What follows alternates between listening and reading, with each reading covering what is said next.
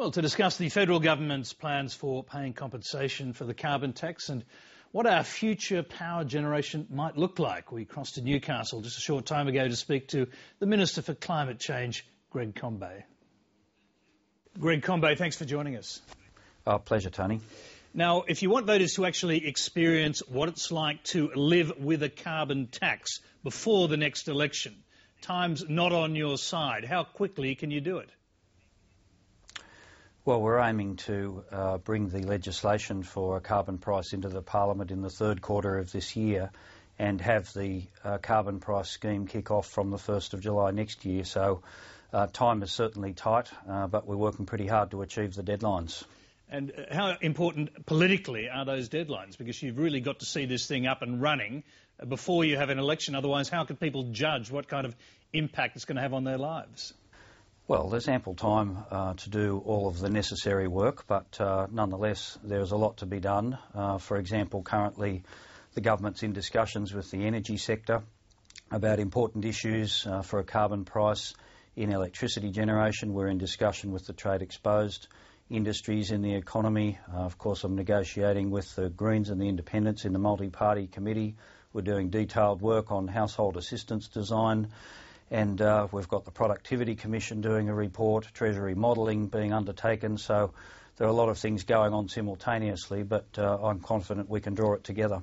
All of those, each of those elements has a very tight deadline. I mean, what if you just can't get any kind of agreement from particularly the trade-exposed industries and the other industries who want compensation?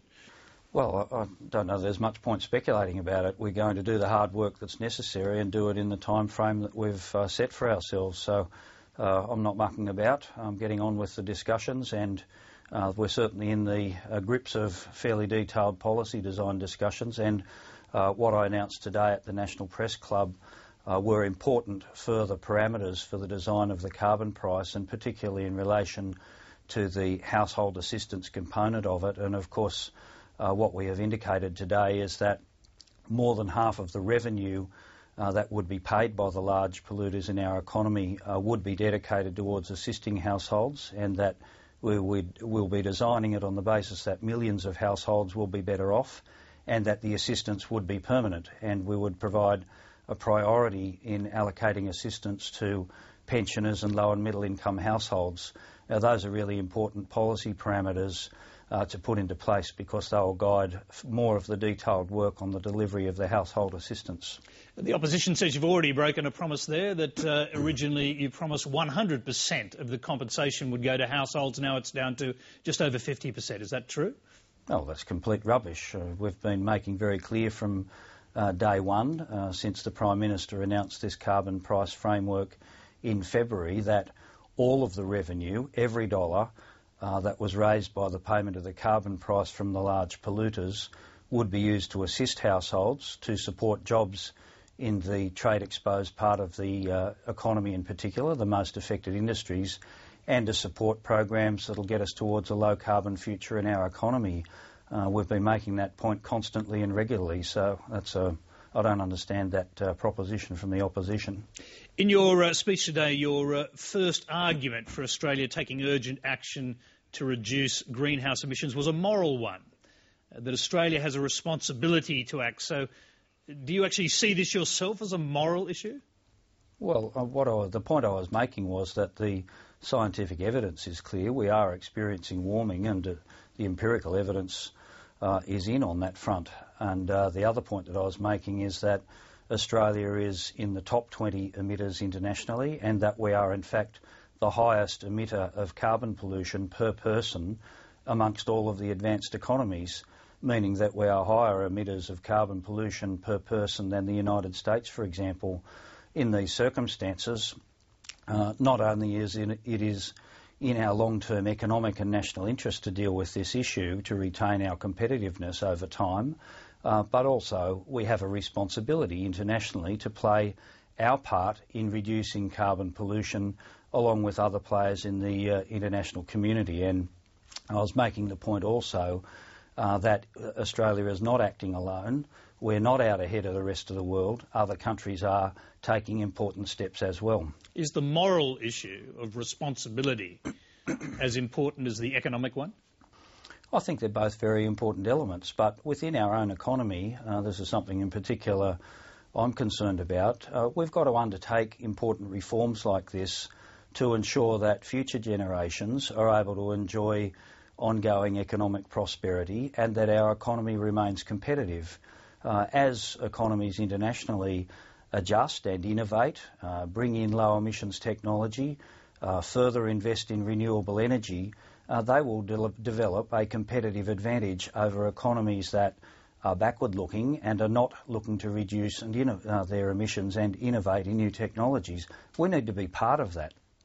We've got a lot of work to do, and we are not, as I said, out ahead of the rest of the pack by any stretch of the imagination. Other countries are doing a lot of work, investing a lot in renewable energy, putting in carbon pricing arrangements, albeit in a variety of forms. We need to be part of that to ensure our long-term economic prosperity and that we don't, duck the hard economic and environmental policy issues now and leave a worse position for our grandchildren and future generations. So I think they're important issues. The main reason Australia is one of the world's top carbon polluters is our heavy reliance on coal-fired power. Now, the last time we spoke, you said the government's key strategy was to make a transition to gas-fired electricity. You're talking about natural gas, I presume. There's no doubt that the next generation of electricity supply is also going to include a contribution or a greater contribution of baseload electricity from natural gas. It's a cleaner energy source. The emissions from natural gas being used as a fuel to generate electricity are about half of a black coal fired electricity generator. So it's got to be part of the mix. And the major policy shift that is necessary is in fact the introduction of a carbon price, because it makes cleaner energy sources like natural gas and like renewable energy cheaper relative to the current price of coal-fired electricity. Okay, but how long would you imagine it could be with a carbon price in place before natural gas producers start to build or work with generators to build natural gas-fired electricity generators, particularly on the East Coast? What we're really talking about is bringing on baseload gas-fired electricity generation, and of course there are already well-advanced plans, including development permits and the like that are necessary,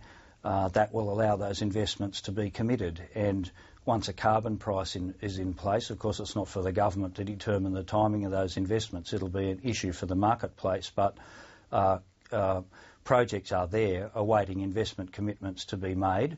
A carbon price will provide the certainty for those investors to make their decisions, organise their finance, commit the investments and get their baseload gas generation underway. If natural gas is really a viable alternative to coal, why is it that in Western Australia, where they've got the natural gas reserves just offshore, they're planning to build 3 new coal-fired power stations for economic reasons?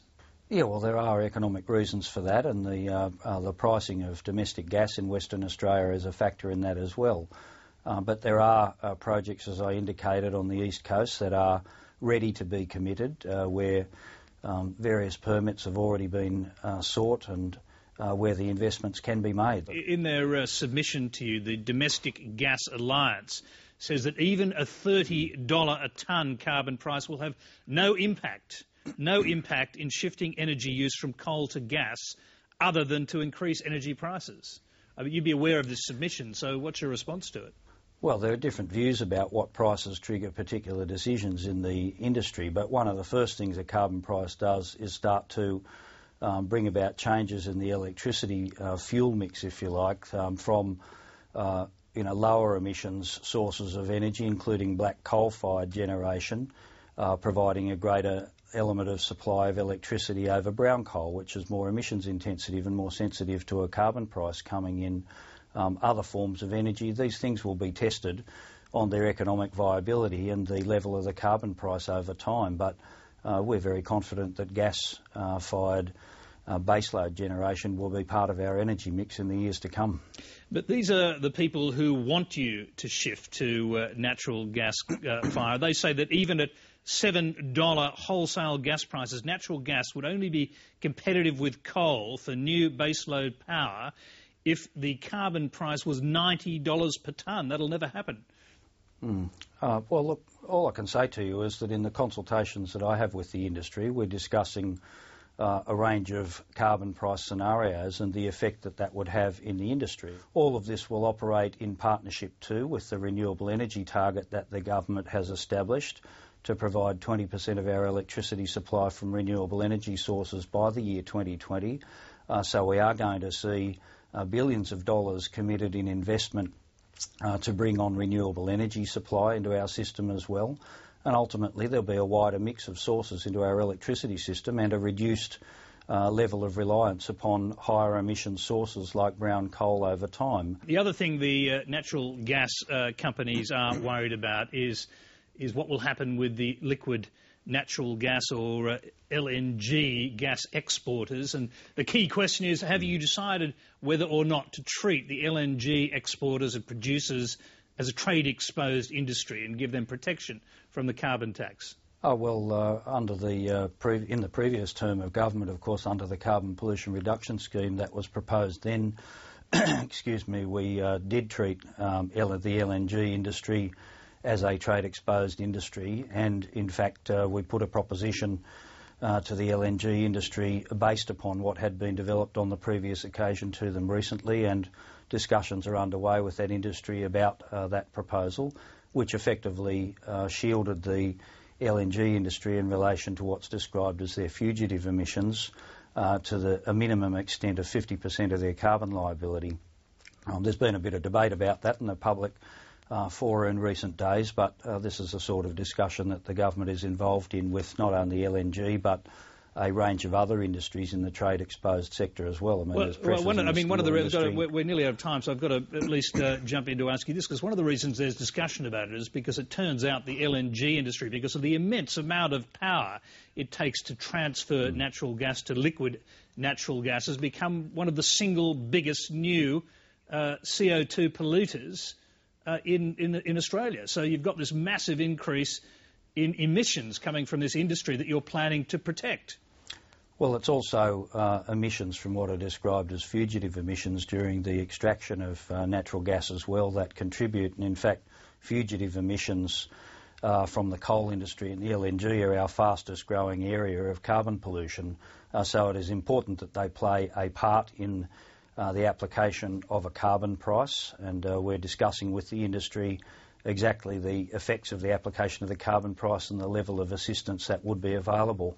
We've been through that discussion in detail with the LNG sector in the last term of government under the carbon pollution reduction scheme, and we're involved in that discussion again on this occasion. But did you realise during the initial phase of discussions the degree to which the LNG industry may actually outdo other carbon polluters in the future? For example, the industry is projecting that it could grow, the exports could grow to 100 million tonnes a year by 2020, double the government's estimates. That means the actual carbon pollution from that industry could be immense by 2020.